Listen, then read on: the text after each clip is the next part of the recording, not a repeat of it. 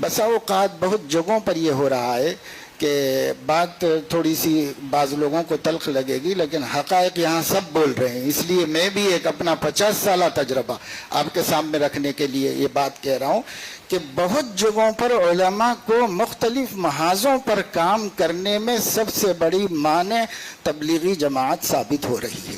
وہ ان کو کام مختلف محاذوں پہ کرنے نہیں دے رہی۔ ان بیچاروں کا اپنا ماننا یہ ہے کہ ان کے ہی ایک راستے سے آئیں۔ میں اس کی ایک چھوٹی مثال آپ کو دینا چاہتا ہوں۔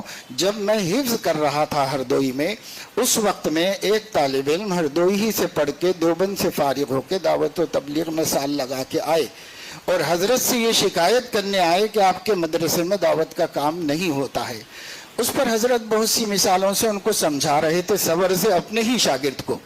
ایک مثال یہ دی کہ تمہارے گاؤں میں جامع مسجد ہے نا؟ کہا اس جامع مسجد میں آنے کے کتنے راستے ہیں؟ تو انہوں نے کہا 3 راستے ہیں، داہنے بامنے سے راستہ ہے۔ اگر عصر کی اذان ہو جائے اور اس مسجد کے اندر لوگ نماز پڑھنے آئیں، ایک راستے سے آپ آتے ہیں، باقی لوگ دوسرے راستوں سے آئیں، تو وہ جو دوسرے راستوں سے آئے وہ عصر میں شریک ہوئے کہ نہیں ہوئے؟ تو مجھے اب تک اچھی طرح یاد ہے کہ انہوں نے کہا کہ میں تو یہی کہوں گا کہ میں جس راستے سے آیا اسی سے آنے والے کی نماز ہوئی۔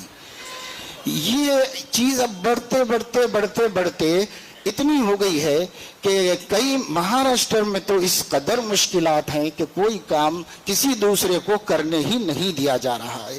تو میں علماء سے اللہ کے نام پر اپیل کروں گا، دعوت و تبلیغ کا مکمل ساتھ دیجئے، بھرپور ساتھ دیجئے، باہر سے دیجئے، اور آپ جو ہے اپنا کام، اپنی ذمہ داریوں کو تمام محاذوں پر دین کو زندہ کرنے کے لیے سنجیدہ ہو جائیے اور اس طرح کام کیجئے۔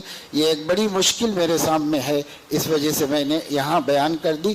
گو یہ ہے کہ آپ کا تجربہ اس کے خلاف ہو، میں کسی سے اختلاف نہیں کرتا۔